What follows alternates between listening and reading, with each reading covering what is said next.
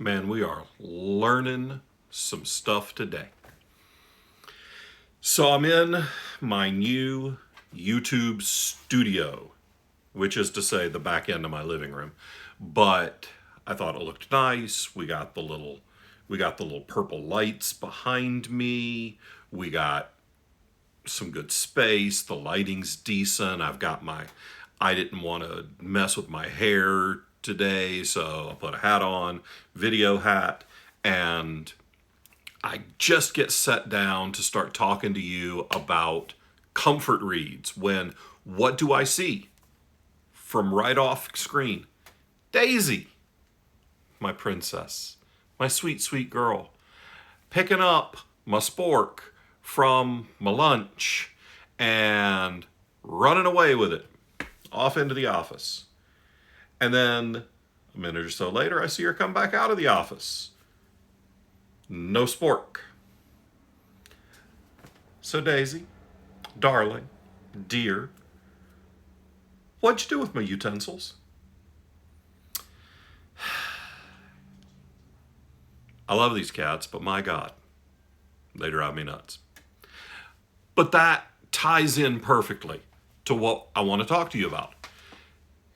It's been a year or decade, but a lot of people are not having a great year. I might be putting it mildly. What do you do when you need some solace? For me, I hide in books. And I know a lot of people take comfort from books, and they do that in a lot of different ways. So I wanted to give you guys some examples of books that I love, that I find comfort in when maybe, I don't know, maybe you got some bad news last week. Maybe you don't like daylight savings time and you've got some horrible seasonal affective disorder because it's now dark as midnight at 6 p.m. Or maybe it's just been a bad day. You had a bad day. I don't know the words. I also can't sing worth a flying crap.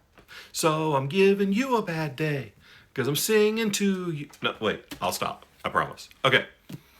So there's a lot of different ways that people find solace in books. You can do it with comedy. And what better comedic book series to talk about when I'm sitting here griping about my cat and when Gandalf is twining himself around the legs of my tripod, guaranteeing that, ooh, I scared him a little, and now he's not near the tripod. So I might get through this video without my cat knocking it over. That means that if anybody knocks it over, it's going to be this guy. But anyway, of course, when I talk about pain in the ass cats in fiction, I'm probably talking about Dungeon Crawler Carl. This is book 5, Butcher's Masquerade. And Dungeon Crawler Carl is a lit RPG series, or Litter Pig, if you are in the know. It's a lit RPG series by my buddy Matt Dinneman. If you've seen me at a convention for the last year, you've probably seen these books on our table. We have sold a lot of copies of these for Matt. I like hanging out with him. He's a good dude. And I'm a big fan of the series. They are alternately hilarious and very well written.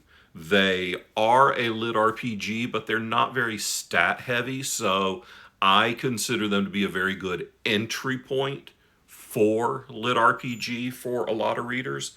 But book 1 is called Dungeon Crawler Carl, and book 7, This Inevitable Ruin, just launched this past week, made it all the way up into the top 5 on the entire Amazon store. So go Matt, kick ass, you rock. Highly recommend everybody check it out. It's about this guy, and really just a guy is about the best way to describe him. He's a real everyman character. He's basically a loser and a schlub. And he's living in the Pacific Northwest, and one night, his ex-girlfriend's show cat gets out. Princess Donut, the Queen Anne Chonk, and there's probably some other, like, show cat words in the name that I can never remember, but Princess Donut. And he goes outside in the middle of the night chasing the cat in nothing but his heart boxers and a t-shirt, throws on a jacket and some Crocs. I mean, come on, he's just going out to get a cat, right? Well, right as he's outside, do you remember that scene at the beginning of Hitchhiker's Guide to the Galaxy where the Vogons show up and they destroy the world and Arthur Dent grabs his towel and gets on a spaceship and gets out of there? Kinda similar, because an alien race flattens every building on the planet. So if you're inside in the middle of the night, well, in the middle of the night, US, you're screwed. You're flat. Paste. Yeah, I know. Comfort read, and I just destroyed the world. Whatever. You'll get there. If you happen to be outside, though, you're not dead yet. You then have the opportunity that Carl faces. He sees this hole open up in the ground, and he, like any other red-blooded American moron, says, I guess I'll go in the hole. Also, the cat went down the hole, so he had to go chase the cat. And it turns out that this is a 20-level intergalactic reality TV show of a dungeon crawl. And if you can make it all the way out, if you can make it all the way through all 20 levels, you get your freedom and, I don't know, a set of steak knives? Whatever, nobody's ever made it. But now, Carl, along with Princess Donut, who he finds right inside the door, they have to go venture through the dungeon. And of course, why would you write a book with a cat if you're not going to make the cat talk?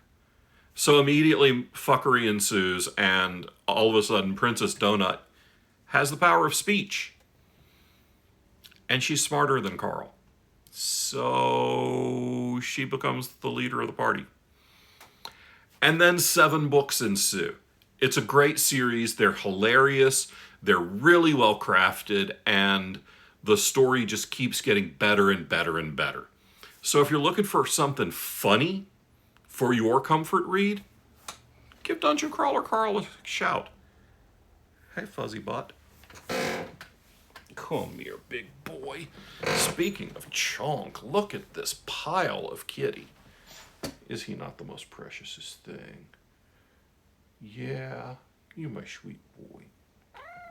I know you. He's not a big fan of the whole being picked up thing. But look at him, he's so pretty. Meow.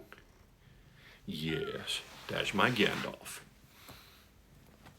Now, if you're looking for something significantly less safe for work, I have a funny book too. This is not safe for work. It's the collection of the Shingles novellas that I wrote.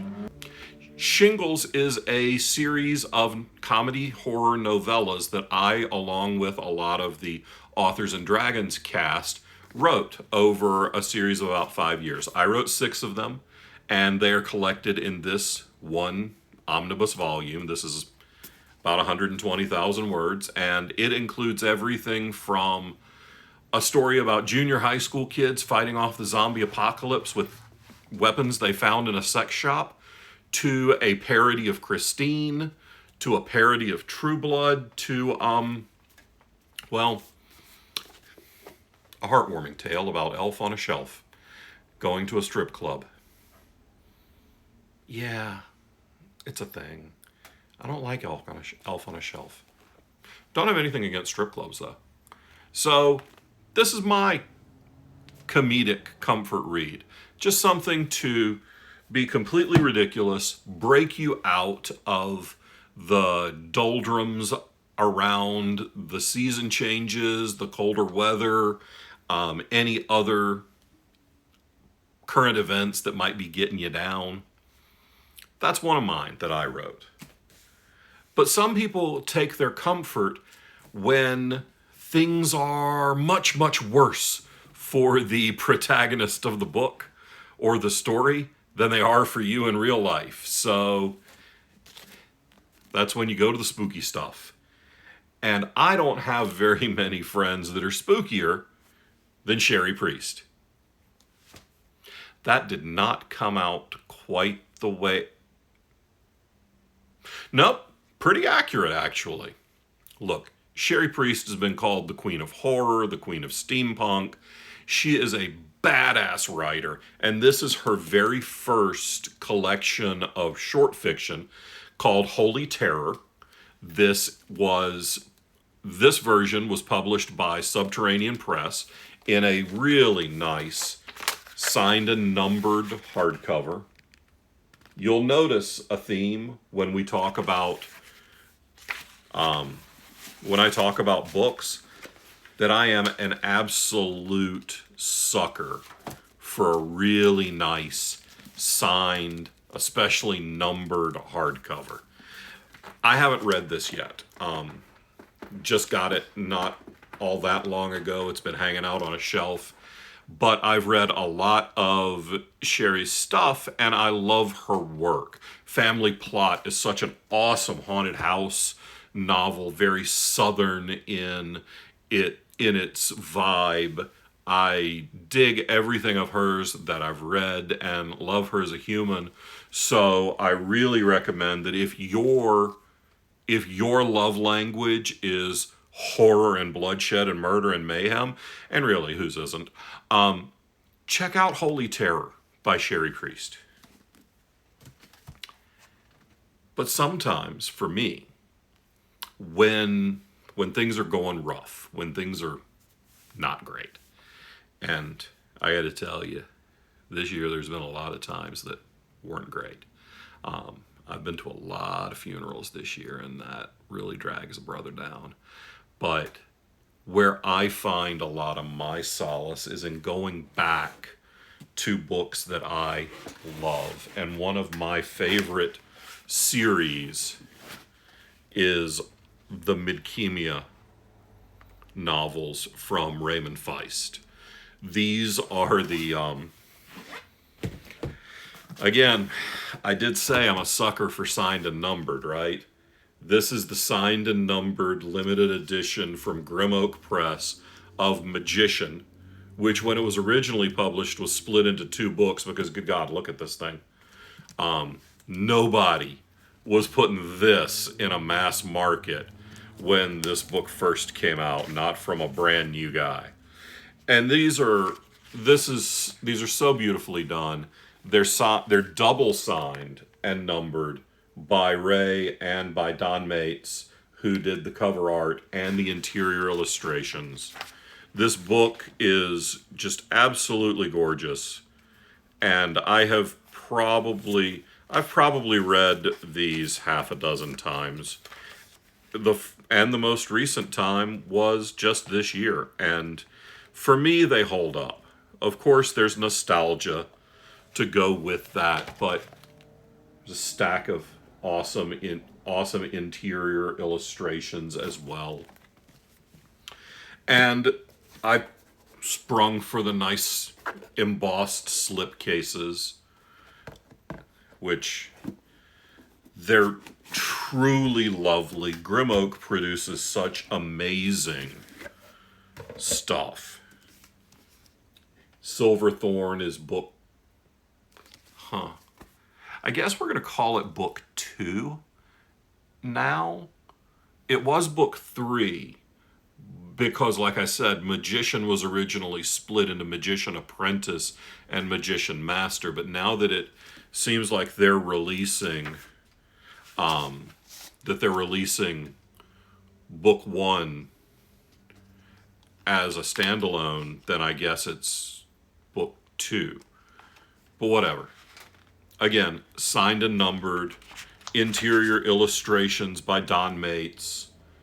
Just a lovely book. It's old school Eurocentric high fantasy, ragtag band of misfits. It's got lighter Fellowship of the Ring vibes, except without the songs and without the pages and pages of description, and no Tom Bombadil. Yeah, I know you love Tom Bombadil. I did not love Tom Bombadil. I was happy they cut him out of the movie. There you go. There's your hot take. There's your unpopular opinion. And this is A Darkness at Sethanon, which wrapped up the first arc, the Rift War saga was the first arc in these books from Raymond Feist. And I got to tell you, I've been such a big fan of Feist for so many years.